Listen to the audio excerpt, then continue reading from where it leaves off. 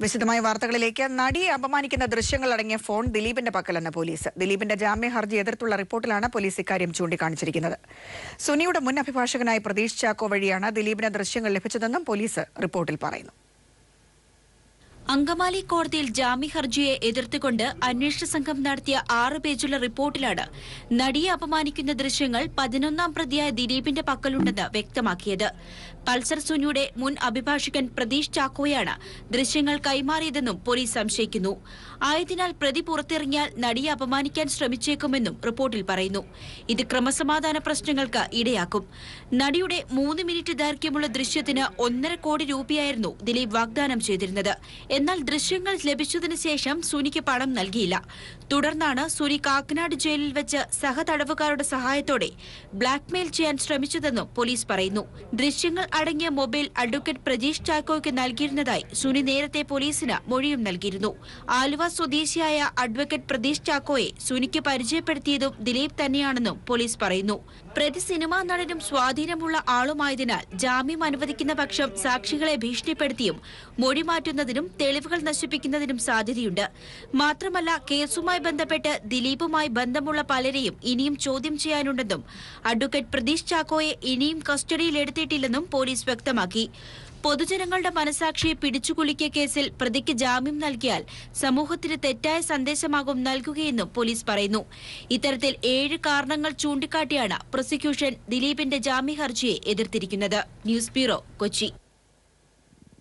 ദിലീപ് വീണ്ടും പോലീസ് കസ്റ്റഡിയിൽ. ദിലീപിനെ നാളെ വൈകിട്ട് 5 വരെ പോലീസ് കസ്റ്റഡിയിൽ വിട്ടുകൊണ്ട് അങ്കമാലി കോടതി ഉത്തരവിട്ടു. ജാമ്യാപേക്ഷ നാളെ കോടതി പരിഗണിക്കും. പോലീസിന് വേണ്ടി സ്പെഷ്യൽ പബ്ലിക് പ്രോസിക്യൂട്ടർ എ സുരേഷനാണ് ഹാജരായത്. കോടതിയിൽ ഹാജരാക്കിയ ദിലീപിനെ ഇന്നും ജനം കൂവലോടെയാണ് എതിരേറ്റത്. കസ്റ്റഡിയിൽ വിട്ട ദിലീപിനെ ചോദ്യം ചെയ്യുന്നത് തുടരുകയാണ്. പൾസർ സുനിയുടെ മുൻ അഭിഭാഷകൻ അഡ്വക്കേറ്റ് പ്രതീഷ് ചാക്കോയോട് ചോദ്യം ചെയ്യലിന് ഹാജരാകാൻ ഹൈക്കോടതി നിർദ്ദേശിച്ചു. നടിയുടെ ദൃശ്യങ്ങൾ പകർത്തിയ മൊബൈൽ ഫോൺ കണ്ടെടുക്കേണ്ടത് അനിവാര്യമാണെന്ന് സർക്കാർ ഹൈക്കോടതിയെ അറിയിച്ചു. കൃത്യത്തിന് ശേഷം മൊബൈൽ അഭിഭാഷകന് കൈമാറിയതായി പൾസർ സുനി മൊഴി നൽകിയിരുന്നു. മൊഴി പകർപ്പ് പോലീസ് കോടതിയിൽ ഹാജരാക്കി. തന്റെ അറസ്റ്റ് തടയണമെന്ന അഡ്വക്കേറ്റ് പ്രതീഷ് ചാക്കോയുടെ ആവശ്യം കോടതി അംഗീകരിച്ചില്ല. അറസ്റ്റ് ചെയ്യരുതെന്ന് നിർദ്ദേശിക്കാനാവില്ലെന്ന് വ്യക്തമാക്കിയ കോടതി അന്വേഷണ സംഘം ആവശ്യപ്പെട്ടാൽ ചോദ്യം ചെയ്യലിന് ഹാജരാകാനും അഭിഭാഷകനോട് നിർദ്ദേശിച്ചു. കുറ്റവാളി അല്ലെങ്കിൽ അറസ്റ്റ് ഉണ്ടാവില്ലെന്നും കോടതി ചൂണ്ടിക്കാട്ടി. ഹർജി ചൊവ്വാഴ്ച വീണ്ടും പരിഗണിക്കും. മൊബൈൽ ഫോൺ കണ്ടെടുക്കേണ്ടത് അനിവാര്യമാണെന്ന് സർക്കാർ കോടതിയെ അറിയിച്ചു. നടിയുടെ അപകീർത്തികരമായ ചിത്രങ്ങളും ദൃശ്യങ്ങളും പുറത്തുപോകുന്നത് അനുവദിക്കാനാവില്ല. ദൃശ്യങ്ങൾ പകർത്തിയ മൊബൈൽ അഭിഭാഷകന് കൈമാറിയതായി പ്രതിയായ സുനിൽകുമാർ മൊഴി നൽകിയിട്ടുള്ളതായും പോലീസ് കോടതിയിൽ അറിയിച്ചു. അഭിഭാഷകനെ ഇതുവരെ പ്രതി ചേർത്തിട്ടില്ലെന്നും സർക്കാർ കോടതിയിൽ വ്യക്തമാക്കി. പൾസർ സുനിയുടെ മൊഴിയുടെ പകർപ്പും സർക്കാർ കോടതിയിൽ സമർപ്പിച്ചിട്ടുണ്ട്.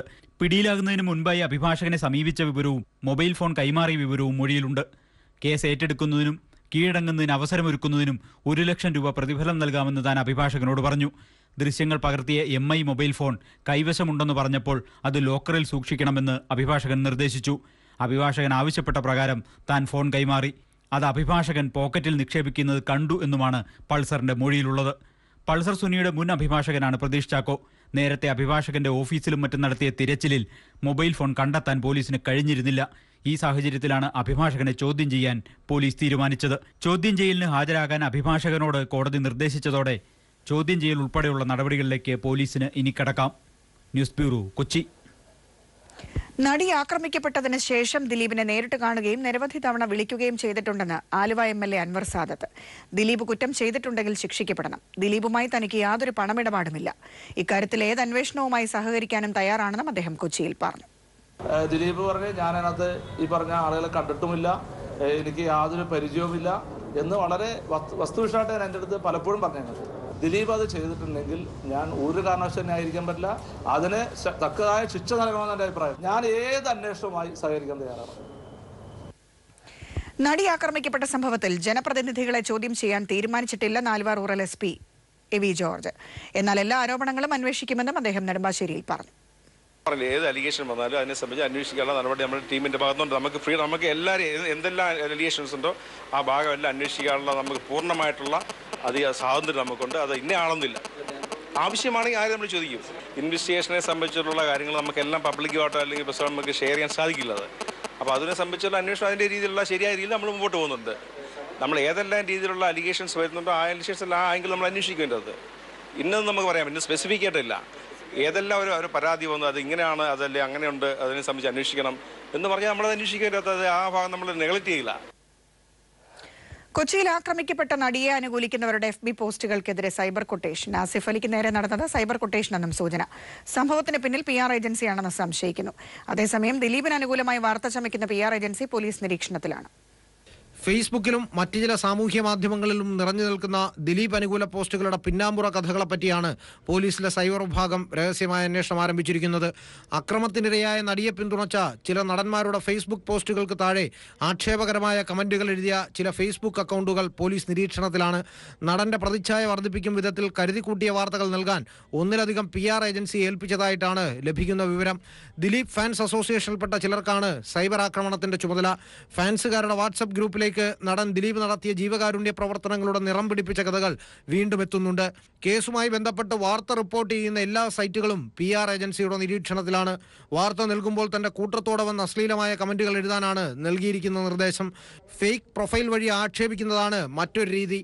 ട്രോൾ പടച്ചുവിടുന്ന ചില വ്യക്തികളെ നേരിൽ സ്വാധീനിച്ച് പരമാവധി ദിലീപ് അനുകൂല അവസ്ഥ സൃഷ്ടിക്കാനുള്ള നിർദ്ദേശമാണ് നടന്റെ ചില അടുത്ത കേന്ദ്രങ്ങൾ നൽകിയ മറ്റൊരു കൊട്ടേഷൻ. നടനൊപ്പം അഭിനയിക്കാനില്ലെന്ന് നിലപാടെടുത്ത ആസിഫ് അലിക്ക് കമന്റുകൾ എതിരായപ്പോൾ നിലപാട് തിരുത്തേണ്ടി വന്നു.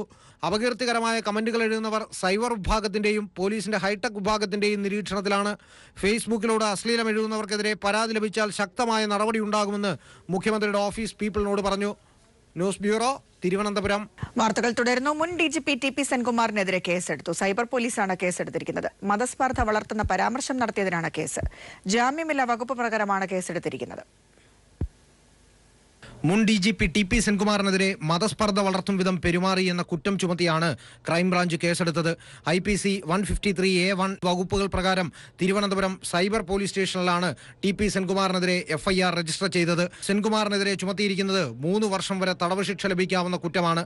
ജാമ്യമില്ലാ വകുപ്പാണ് ചുമത്തിയെന്നതിനാൽ സെൻകുമാറിനെ അറസ്റ്റ് ചെയ്യേണ്ടതായി വരും. 100 കുട്ടികൾ ജനിക്കുമ്പോൾ 42 കുട്ടികളും മുസ്ലിങ്ങളാണെന്നായിരുന്നു മുൻ DGP TP സെൻകുമാർ സമകാലികം മലയാളം വാരികയുടെ ഓൺലൈൻ ന്യൂസിന് അനുവദിച്ച അഭിമുഖത്തിൽ അഭിപ്രായപ്പെട്ടത്. ഇതേ തുടർന്ന് യൂത്ത് ലീഗ് അധ്യക്ഷനടക്കമുള്ള 5ഓളം പേരാണ് സെൻകുമാറിനെതിരെ കേസെടുക്കണമെന്നാവശ്യപ്പെട്ട് DGP ലോക്നാഥ് ബെഹ്റയ്ക്ക് പരാതി നൽകിയത്. ലഭിച്ച പരാതിയിൽ നിയമോപദേശം തേടിയ ശേഷമാണ് TP സെൻകുമാറിനെതിരെ FIR രജിസ്റ്റർ ചെയ്യാൻ പോലീസ് തീരുമാനിച്ചത്. ജീവൻകുമാർ, തിരുവനന്തപുരം. പത്തനംതിട്ടയിലെ നാരങ്ങാനത്ത് 17 വയസ്സുകാരിയെ പെട്രോൾ ഒഴിച്ച് കത്തിച്ചു. തീ കൊളുത്തിയത് പെൺകുട്ടിയെ സ്ഥിരമായി ശല്യം ചെയ്യുന്നയാൾ. പെൺകുട്ടിയെ കോട്ടയം മെഡിക്കൽ കോളേജ് ആശുപത്രിയിൽ പ്രവേശിപ്പിച്ചിരിക്കുകയാണ്.